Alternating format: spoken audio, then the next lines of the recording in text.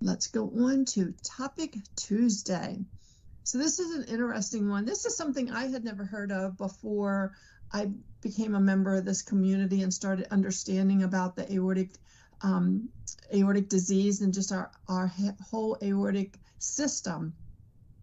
So your normal aorta valve has 3 leaflets, but you can be born with a bicuspid valve, which puts you at a higher risk with aortic disease. And a lot of people don't even know that you have a bicuspid valve unless it's found by accident or after a dissection. So this is part of our weekly educational series. And this week is a link from Penn Medicine describing a very important but under-discussed risk factor for aortic dissections. And that is, like I said, bicuspid aortic valves. And to understand bicuspid valves, we must first do a recap of what a normal valve looks like and its characteristics and the jobs that it does.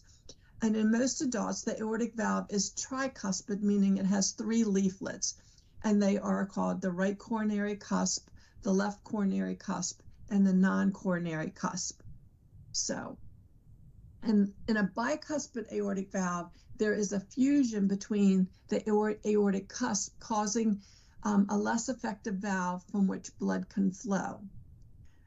I do know that part of some routine, as you get older and you go in for a routine health check, some doctors will check this, which is really good.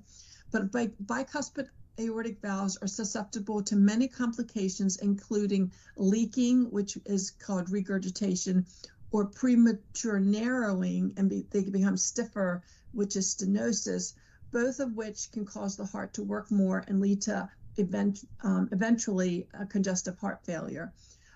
Over time, you may develop symptoms including chest pain, fainting, you get tired very easily, shortness of breath. I know another one is a cough, like you sound like you have like pneumonia, or a real bad chest cold, and you can get a cough from it. Of particular interest, having a bicuspid aortic valve has been associated with an elevated risk for developing aortic root complications. So the root means where it goes into the heart, including but not limited to aortic dissections and aortic aneurysms. The reason behind this continues to be a topic of debate, although one theory is there is a genetic link between bicuspid valves and connective tissue defects, including Marfan syndrome. I know I have one cousin, after I had my dissection, we told all of our family, my immediate family, my children, my mom, my sister, but some of my cousins also went to be checked. And one cousin does have a bicuspid valve, and I just had a cousin whose child was born with a bicuspid valve. So that child will be followed. But knowledge is power. Despite being present at birth in nearly 1% of the world's population, bicuspid aortic valves are often not diagnosed until a serious symptom occurs. If suspected, doctors may diagnose a bicuspid valve using high-quality imaging such as a CAT scan. Be sure to inquire about testing if a family member of yours have ever been diagnosed with a bicuspid valve. And this is where I was saying sometimes your doctor's doing a routine health check, a yearly health eval.